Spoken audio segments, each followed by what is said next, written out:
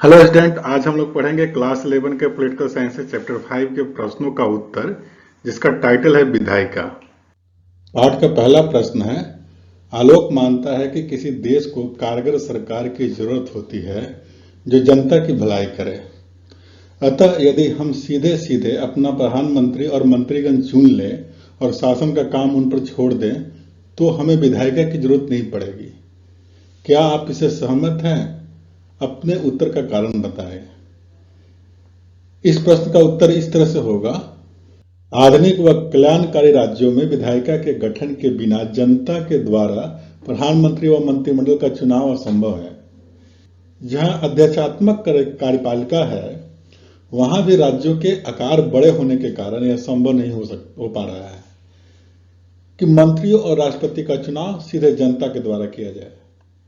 प्राचीन काल में राजतंत्र में भी राजा को विभिन्न विषयों पर परामर्श देने के लिए सभा या समिति होती थी। अतः यह आवश्यक है कि राज्य में एक सभा हो जिसमें विभिन्न विषयों पर चर्चा हो, बहस हो व मतदान हो और निर्णय लिए जा सके। इस सभा को ही सरकार के गठन का अधिकार सौंपा जाए, जिससे सरकार इस सभा के माध्यम से जनता के प्रति उत्तरदायी हो। संसदीय प्रणाली में तो यह अत्यंत आवश्यक है। संसद विभिन्न तरीकों से कार्यपालिका पर नियंत्रण करती है। लोक कल्याण के उद्देश्य को प्राप्त करने में संसद बाधा नहीं है। लोक कल्याणकारी लोकतांत्रिक सरकार एक ऐसी सरकार है जिसमें चर्चा, वाद विवाद, विचार विमर्श अत्यंत आवश्यक है, जो केवल संसद में ही संभव है। संसद में ही कानून बनाने के लिए चर्चा होती है, उसके सभी पहलुओं का अध्ययन किया जाता है, बजट पास किया जाता है और मंत्री और सरकार के सदस्यों से प्रश्न पूछे जाते हैं और आलोचना की जाती है। संविधान में संशोधन किए जाते हैं। स्पष्ट है कि देश के लिए कारगर सरकार की जरूरत संसद ही पूरा कर सकती है। पाठ का दूसरा प्रश्न है, किसी कक्षा में द्विसंसदीय प्रणाली के गुणों पर बहस चल रही थी। चर्चा में निम्नलिखित बातें उभर कर सामने आई। इन तर्कों को पढ़िए और इनसे अपनी सहमति और असहमति के कारण बताइए। जिसमें क है, नेहा ने कहा कि द्विसंसदीय प्रणाली से कोई उद्देश्य नहीं सकता। ख, समा का तर्क था कि राज्यसभा में विशेषज्ञों का मनोनयन होना चाहिए। और ग, त्रिदेव ने कहा कि यदि कोई देश संघीय है तो फिर उसे दूसरे सदन की जरूरत नहीं रह जाती। नेहा के द्वारा कहे गए कथन से सहमत नहीं हुआ जा सकता। जहां द्विसंसदीय प्रणाली है, वहां दूसरा सदन कमजोर नहीं होता। कहीं उसकी शक्तियां कम हो सकती है, पर निरर्थक नहीं हो सकता। भारत की राज्यसभा कुछ क्षेत्रों में विशेष शक्तियां रखती है। ब्रिटेन को लॉर्ड सदन गरिमा व परंपरा का प्रतीक है। अमेरिका के सीनेट अनेक क्षेत्रों में निचले सदन अर्थात प्रतिनिधि सदन में भी अधिक शक्तिशाली है। समान रूप से उच्च सदन के निम्नलिखित लाभ हैं, जिसमें पहला है, उच्च सदन निम्न सदन की मनमानी पर नियंत्रण रखता है। दूसरा है, निम्न सदन पारित बिलों को उच्च सदन पुनः विचार विमर्श का अवसर प्रदान करता है। तीसरा है, जनमत निर्माण में सहायक होता है। और चौथा है, संघीय प्रणाली में द्वितीय सदन आवश्यक है। पांचवा है, विशिष्ट वर्गों का प्रतिनिधित्व करता है। समा का यह तर्क था कि राज्यसभा में विशेषज्ञों का मनोनयन होना चाहिए, उचित है। अधिकांश देशों में उच्च सदन में योग्य एवं अनुभवी व्यक्तियों का प्रतिनिधित्व दिया जाता है। ब्रिटेन के लॉर्ड सदन में विशिष्ट वर्ग व पृष्ठभूमि के सदस्यों को प्रतिनिधित्व प्रदान किया जाता है। इसी प्रकार भारत और अमेरिका में भी अनुभवी, योग्य और विशेष योग्यता वाले सदस्यों को इन सदनों में प्रतिनिधित्व दिया जाता है। त्रिदेव का यह तर्क भी सही है कि जिन राज्यों में संघीय प्रणाली नहीं है, वहां दूसरे सदन की जरूरत नहीं रह जाती।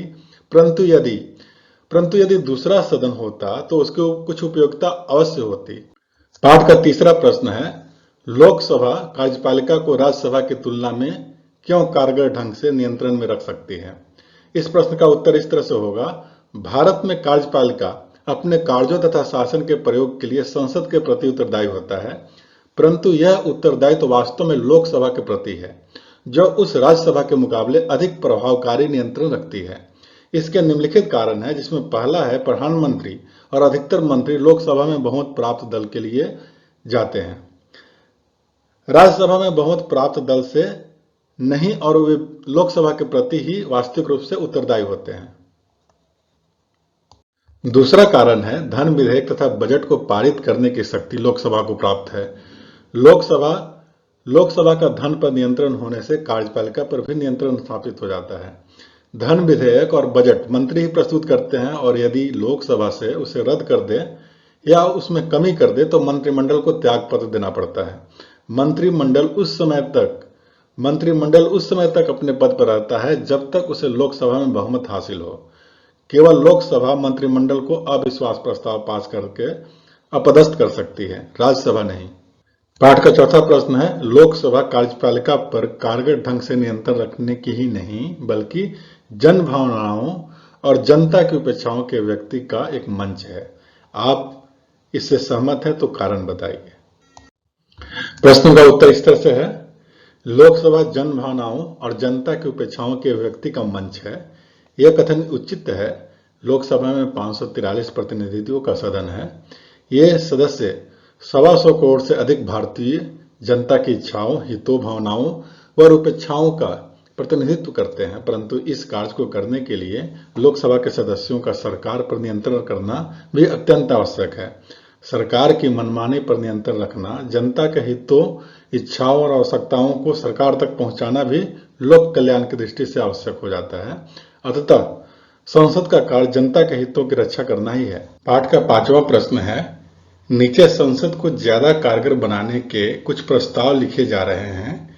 इनमें से प्रत्येक के साथ अपनी सहमति या असहमति का उल्लेख करें। यह भी बताएं कि इन सुझावों को मानने के क्या प्रभाव होंगे। इसमें पहला प्रश्न है, संसद को अपेक्षाकृत ज्यादा समय तक काम करना चाहिए।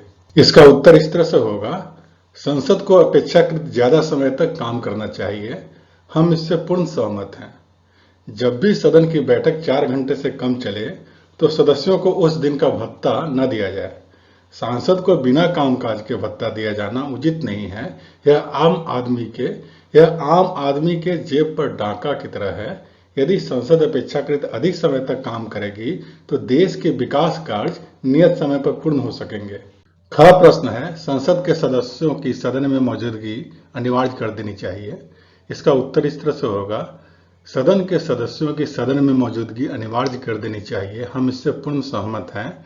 अधिकांश सांसद सदन में अनुपस्थित रहते हैं, जिससे सदन में महत्वपूर्ण विषयों पर आवश्यक विचार विमर्श नहीं हो पाता।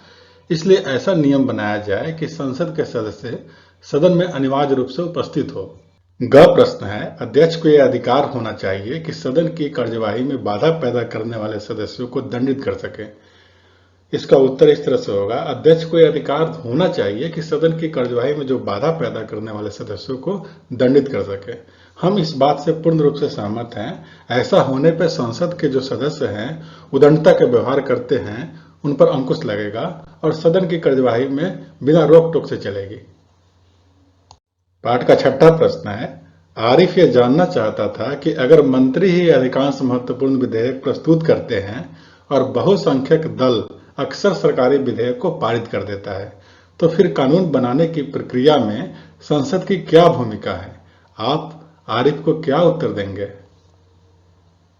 इस प्रश्न का उत्तर आप इस तरह से लिख सकते हैं कि आरिफ का मानना सही है कि संसदीय प्रणाली में अधिकांश बिल सरकारी बिल होते हैं जिन्हें मंत्री ही तैयार करते हैं व मंत्री ही प्रस्तुत भी करते हैं। इस स्थिति में व्यवहारिक रूप से यह स्थिति दिखाई देती है कि संसद तो केवल उस बिल पर स्टैंप लगाने वाली संस्था बन गई है जिसे मंत्री प्रस्तुत करते हैं। आरिफ के इस विचार में कुछ सच्चाई अवश्य है, परंतु इसका एक पक्ष यह भी है कि सरकार बनने के बाद सदन कार्यपालिका व विधायिका में बढ़ जाता है। विधायिका के सदस्यों का दायित्व होता है कि वे सदन में जनहित को ध्यान में रखकर सरकार के निर्णयों का समर्थन करें अथवा विरोध करें, भले ही वह किसी भी दल के हों। कार्यपालिका पूरे सदन के लिए जिम्मेदार होती है। सत्ता दल के सदस्य या विरोधी दल के सदस्य सभी विधान पालिका के सदस्य होते हैं। कार्यपालिका में मंत्री व प्रधानमंत्री सम्मिलित होते हैं। अतः संसद केवल एक रबर स्टैंप नहीं है। शासक दल के सदस्य सरकार की प्रत्येक सही व गलत बात का समर्थन करेंगे ऐसा नहीं है, क्योंकि उनकी भी संसद सदस्यों के रूप में अपनी एक विशिष्ट भूमिका होती है। पाठ का 7वां प्रश्न है, आप निम्नलिखित में से किस कथन से ज्यादा सहमत हैं। अपने उत्तर का कारण बताइए। इसमें 3 है। इसमें पहला क, सांसद विधायकों को अपनी पसंद की पार्टी में शामिल होने की छूट होनी चाहिए, और दूसरा ख है, दल बदल दल बदल विरोधी कानून के कारण पार्टी के नेता का दबदबा पार्टी का सांसद व विधायकों पर बढ़ा है। और ग है, दल बदल हमेशा स्वार्थ के लिए होता है और इस कारण जो विधायक या सांसद दूसरे दल में शामिल होना चाहते हैं उसे आगामी 2 वर्षों के लिए मंत्री पद के अयोग्य करार कर देना चाहिए। इस प्रश्न का उत्तर इस तरह से होगा, हम कथन ग से पूर्ण सहमत हैं। दल बदल अधिकांशतः सभी राजनीतिक दलों द्वारा किया गया स्वार्थधारित कार्य है। ऐसे बहुत कम उदाहरण हैं जहां सिद्धांतों के मतभेद के कारण दल बदल हुआ हो। भारत में दल बदल को नियंत्रित करने के कई प्रयास किए गए हैं। दल बदल निरोधक कानून इस दिशा में एक प्रभावकारी कदम था, परंतु इससे भी दल बदल कम नहीं हुआ बल्कि और इससे बढ़ा। अतः यह सुझाव उचित है कि दल बदल को रोकने के लिए कोई कठोर दंड अवश्य निर्धारित किया जाना चाहिए। दंड का यह सुझाव भी उचित है कि जो विधायक सांसद दूसरे दल में शामिल होना चाहता है उसे आगामी 2 वर्षों के लिए मंत्री पद के अयोग्य करार कर देना चाहिए। पाठ का 8वां प्रश्न है, डॉली और सुधा में इस बात पर चर्चा चल रही थी कि मौजूदा वक्त में संसद कितना कारगर और प्रभावी है। डॉली का मानना था कि भारतीय संसद के कामकाज में गिरावट आई है। यह गिरावट एकदम साफ दिखती है क्योंकि अब बहस मुबाहिसे पर समय कम खर्च होता है और संसद के कार्यवाही में बाधा उत्पन्न करने अथवा वॉकआउट करने में ज्यादा समय होता है। सुधा का तर्क था कि लोकसभा में अलग अलग सरकारों ने मुंह की खाई है, धाराशायी हुई है। आप सुधा या डॉली के तर्क के पक्ष या विपक्ष में और कौन सा तर्क देंगे? डॉली का तर्क उचित है कि सदन का बहुमूल्य समय व्यर्थ की बहस व गतिविधियों में नष्ट हो जाता है तथा उपयोगी कार्य कम हो पाते हैं। संसद के वातावरण व कार्यवाही में गिरावट आई है जिससे संसद की गरिमा को भी धक्का लगा है। आए दिन संसद में गैर संसदीय भाषा का प्रयोग होता रहता है और शोर शराबे में किसी की भी बात सुनी नहीं जाती। संसद के अध्यक्ष प्राय असहाय से दिखाई देते हैं। बहुत छोटी छोटी बातों पर सदन का बहिष्कार किया जाता है।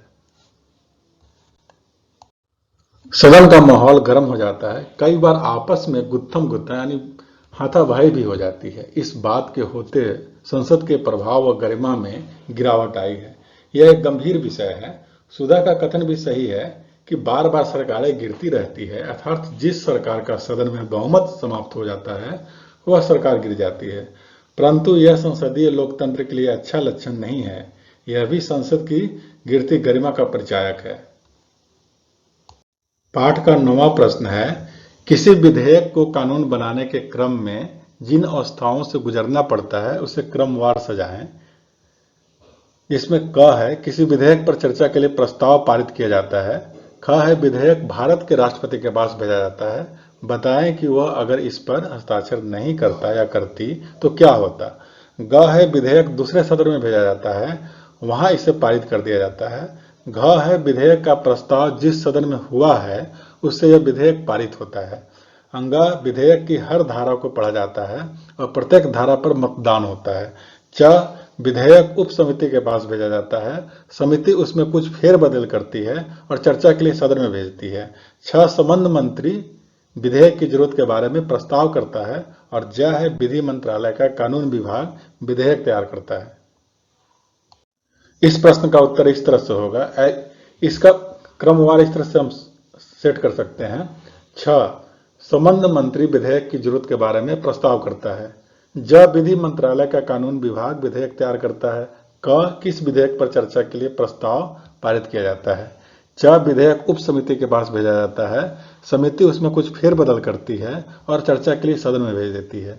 अंगा, विधेयक की हर धारा को पढ़ा जाता है, प्रत्येक धारा पर मतदान होता है। और घ है, विधेयक का प्रस्ताव जिस सदन में हुआ उसमें यह विधेयक पारित होता है। और ग, विधेयक दूसरे सदन में भेजा जाता है, वहां इसे पारित कर दिया जाता है। ख, विधेयक भारत के राष्ट्रपति के पास भेजा जाता है। अगर राष्ट्रपति इस पर हस्ताक्षर कर देता है तो यह कानून बन जाता है। राष्ट्रपति इस प्रकार के बिल को पुनः विचार विमर्श के लिए भेज सकता है, परंतु पुनः विचार विमर्श करने के बाद राष्ट्रपति को बिल पर स्वीकृति देनी पड़ती है। पाठ का 10वां प्रश्न है, संसदीय समिति की व्यवस्था से संसद के विधायी कामों के मूल्यांकन और देखरेख पे क्या प्रभाव पड़ता है? इस प्रश्न का उत्तर इस तरह से होगा, कानून निर्माण संसद का काम है और प्रत्येक सदन अपनी समितियों की सहायता से उसे निभाता है।